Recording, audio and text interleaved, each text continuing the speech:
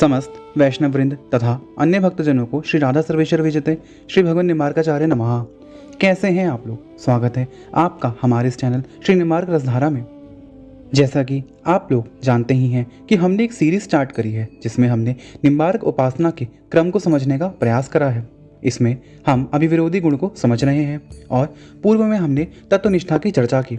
आज उसी तत्व चर्चा के आधार पर ईष्ट निष्ठा की चर्चा करते हैं। जिन भी व्यक्तियों ने पूर्व का वीडियो ना देखा हो वह इस वीडियो को ना देखें। पहले आप पूर्व का वीडियो देखिए, उसके बाद ही इस वीडियो को देखिएगा। आपको डिस्क्रिप्शन में तथा आई बटन में आपको पूर्व की वीडियो का लिंक देखने को मिल जाएगा। पूर्व में हमने तत्व की चर्चा की। हमने ये जाना कि किस प्रकार से एकमात्र वेद जिस तत्व का प्रतिपादन करते हैं वह पुरुषोत्तम तत्व ही है। इसके अलावा और कोई तत्व नहीं हो सकता और ना ही है। अब तत्वनिष्ठा क्यों अनिवार्य है इसके बारे में आज हम आपको बताएंगे तथा साथ साथ में तत्व के आधार पे ही ईष्ट निष्ठा का चयन करा जाता है। निम्बार्क संप्रदाय के ईष्ट कौन है तथा ईष्ट चयन किस प्रकार से करें वो भी आज हम आपको बताएंगे। हमारे सांख्य आदि शास्त्र में 25 तत्व बताए गए हैं, उसके परे एक 26 स्वयं पुरुषोत्तम तत्व ही हैं। बहुत से संप्रदायों में 36 तत्व का प्रचलन है। वास्तविकता में ये 36 तत्व 25 और 26वें तत्व के अंतर्गत ही आ जाते हैं, किंतु पुरुषोत्तम तत्व इन 36 तत्वों में नहीं आते हैं जो अन्य संप्रदाय में प्रचलित है। पुरुषोत्तम तत्व ही एकमात्र पूर्ण परब्रह्म तत्व हैं और सर्वश्रेष्ठ तत्व हैं। इसी तत्व को विष्णु, नारायण, वासुदेव, कृष्ण, राम, नरसिंह, वामन इत्यादि के नामों से संबोधित करा गया है। वेद मंत्रों में इन्हीं तत्वों की सुपरमेसी की चर्चा है और उपनिषदों में इन्हीं तत्व के अंतर्गत आने वाली जितनी भी विभिन्न मूर्तियां हैं उनकी चर्चा है। जैसे नारायण तापनी इत्यादि में चतुर्भुज भगवान नारायण की चर्चा है। राम तापनीय में कोदंडधारी भगवान नारायण की चर्चा है जो कि श्री रामचंद्र जी हैं। और गोपाल तापनी में श्री कृष्ण की चर्चा है। नरसिंह तापनी में नरसिंह की चर्चा है। अथवा आपको इस चीज़ से समझना चाहिए कि जो पुरुषोत्तम तत्व है वही विविध मूर्तियों में प्रसिद्ध है। अब तत्वनिष्ठा क्यों अनिवार्य है इसके बारे में आप जानिए। आपने बहुधा संप्रदायों में सुना होगा कि त्रिपुर सुंदरी जी और श्री कृष्ण एक हैं, अथवा श्री कृष्ण और काली एक हैं, अथवा शिव और देवी राधा एक हैं, किंतु यह बात वैष्णव जन स्वीकार नहीं करते। कारण यही है कि तत्वनिष्ठा। लेकिन कैसे? जो स्वरूप भगवती कालिका ने लिया वो भी तो श्याम रंग की हैं, उन्होंने भी तो वनमाला धारण करी है, उन्होंने भी मयूरपुच्छ धारण करा है, पीताम्बर पहनते हैं, तो क्या वो श्री कृष्ण अलग हैं? क्योंकि यही सेम डिस्क्रिप्शन तो हमें वासुदेव श्री कृष्ण का मिलता है और यही सेम डिस्क्रिप्शन हमें शिव पुराण इत्यादि में वामदेव मुख से प्रकट भगवान विष्णु अथवा श्री कृष्ण का देखने को मिलता है। तो इन सब में डिफरेंस क्या है? देखिए, जैसा कि मैंने आपको पूर्व में बताया कि जो पुरुषोत्तम तत्व है उसी की विविध मूर्तियाँ हैं और इन मूर्तियों में कोई भेद नहीं है। लोग अपनी मति भ्रम के चलते राम, कृष्ण, हरि, नरसिंह, अच्युत, गोविंद इत्यादि जितनी भी मूर्तियां और विभव अवतार हैं उनमें भेदभाव करते हैं, किंतु वास्तविक सत्य तो ये है कि श्री कृष्ण भी वही पुरुषोत्तम है जो श्री राम है, और जो श्री राम है वही नरसिंह है, और जो नरसिंह है वही विष्णु है।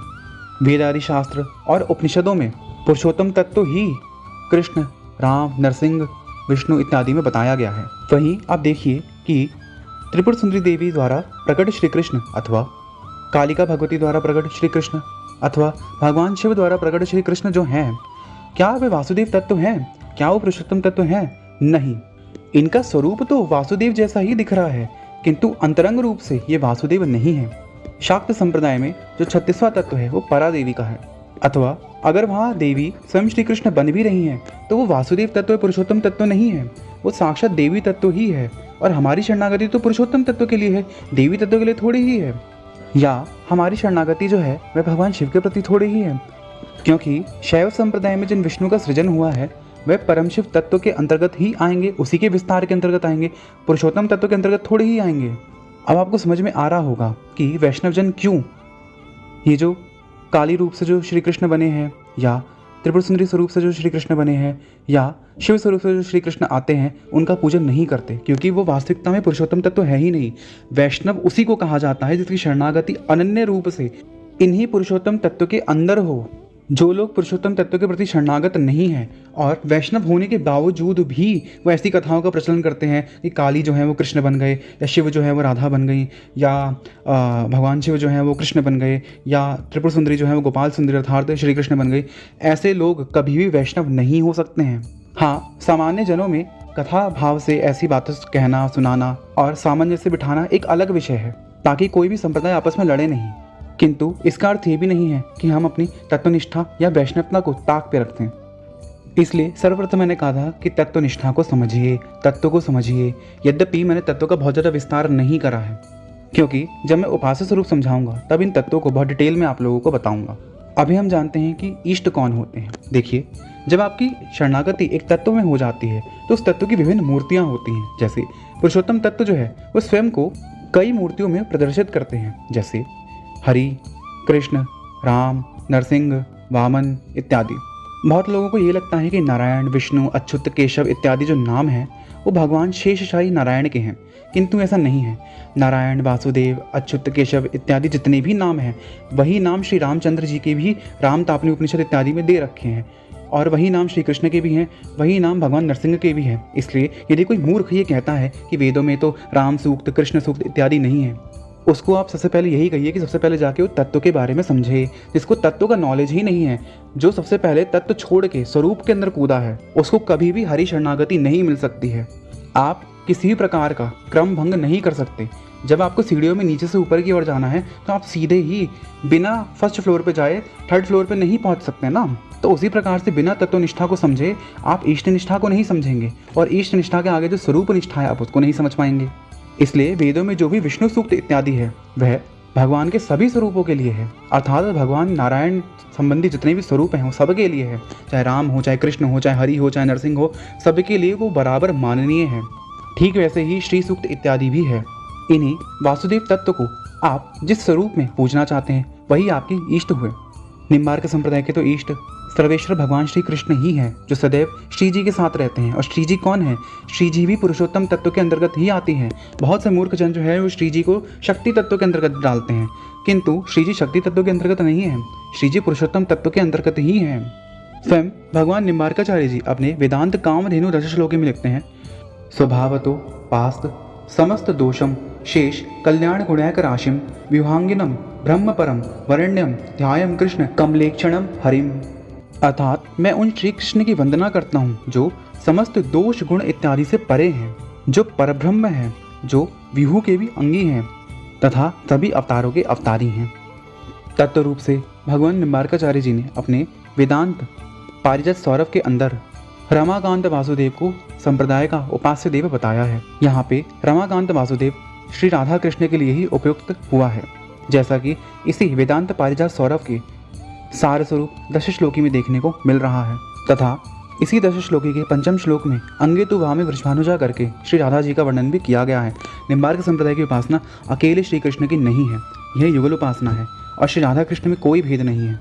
श्री निम्बार्क भगवान के परम शिष्य श्री श्रीनिवासाचार्य जी अपने वेदांत कौस्तुभ में लिखते हैं, सर्वज्ञः सर्वशक्तिः सर्वेश्वरः सर्वकारण रूपः समानाति शून्यः सर्वव्यापकः सर्ववेद वैदज्ञः श्री कृष्ण एव। श्री सुंदर भट्टाचार्य जी अपने वेदांत भाष्य में लिखते हैं, श्री भगवान पुरुषोत्तमो रमा निवासः श्री कृष्ण एव विषय इति निश्चित्ते उदाहरणते परब्रह्म इति। तथा श्रीनिवासाचार्य जी अपने वेदांत कौस्तुभ में इस चीज़ को भी क्लैरिफाई करते हैं कि नारायण इत्यादि जितने भी नाम हैं वह श्री कृष्ण के ही अपने निज नाम हैं। दिव्य गुण निलय परब्रह्म नारायण वासुदेवादि शब्द विधेय श्री कृष्ण। अर्थात वासुदेव, परब्रह्म इत्यादि जितने भी शब्द हैं वो श्री कृष्ण के लिए ही हैं। तथा महाभारत इत्यादि शास्त्रों में, गोपाल तापनी इत्यादि उपनिषदों में नारायण, वासुदेव, अच्युत इत्यादि शब्द श्री कृष्ण के लिए ही उपयोग में आए हैं। श्री रसिक राजशेखर श्री महावाणीकार श्री हरिव्यास देवाचार्य जी महाराज अपनी महावाणी में लिखते हैं, नमस्तस्मै भगवते कृष्णाय कुंठमेधसे राधाधर सुधा सिंधौ नमो नित्य विहारिणे राधाम कृष्ण स्वरूपाम वै कृष्णम राधा स्वरूपिणम कलात्मानम निकुंजनस्थम गुरु रूपम सदाम भजे। अर्थात जो राधा है वही कृष्ण है, जो कृष्ण है वही राधा है, और निकुंज में गुरु रूपा सदखी के अनुगत्य में उनकी सेवा करता हूँ इत्यादि सभी श्लोकों से यह प्रतिपादित होता है कि निम्बार्क संप्रदाय के मुख्य इष्ट पुरुषोत्तम वासुदेव श्री कृष्ण ही हैं, और वो भी अकेले नहीं, श्री राधा सहित। और श्री राधा कौन है? श्री राधा साक्षात श्री कृष्ण ही हैं। इसलिए सर्वप्रथम तत्व के बारे में जानिए। जब तक आप वासुदेव तत्व अर्थात पुरुषोत्तम तत्व नहीं जानेंगे, आप उसकी किसी भी मूर्ति के प्रति आकर्षित हो भी जाएं तो भी आप मूर्ति के प्रति पूर्ण रूप से निष्ठा नहीं रख सकते और ना ही आप उस विग्रह का पूर्ण रूप से रसास्वादन कर पाएंगे। जिस प्रकार से स्वर्ण के विविध गहने बनाए जाते हैं, सभी गहनों का शेप अलग होने के बावजूद भी सभी गहनों में एक ही चीज कॉमन होती है, वो है स्वर्णत्व। किसी भी गहने में स्वर्ण का अभाव नहीं है, अर्थात सभी गहने स्वर्ण से ही बनाए हैं तो उनमें सभी में एक ही स्वर्ण तत्व विद्यमान होगा। वही यदि आप कोई भी गहना पीतल से बनवाते हैं और वो सोने के गहने जैसा ही दिखता हो, फिर भी कुछ समय बीतने के पश्चात आपको पता लग जाएगा कि कौन सा असली सोना है और कौन सा पीतल है। ठीक उसी प्रकार से यदि आप पीतल से गहने बनवाते हैं तो वे सारे गहने सोने जैसे दिखने के बावजूद भी सोने नहीं होते, अर्थात स्वर्ण नहीं है। तो यहाँ पे मूल प्रधानता स्वर्ण की है, ना कि उस स्वर्ण से बनाई चीजों की। ठीक उसी प्रकार से यदि कोई अन्य देव शक्ति श्री कृष्ण, श्री राम, श्री हरि इत्यादि का स्वरूप धारण कर भी लेती है और उससे श्री हरि इत्यादि की लीला का संपादन भी कर देती है, तो भी वह हरि या पुरुषोत्तम तत्व नहीं होते। वह होते वही तत्व है जहाँ से उनका निर्माण हुआ होता है, और वो पुरुषोत्तम तत्व ना होने के कारण मात्र दिखने में हरि जैसे होते हैं, किंतु उनका स्वभाव इत्यादि सब उसी तत्व से मेल खाता है जिससे वह निर्मित हुए होते हैं।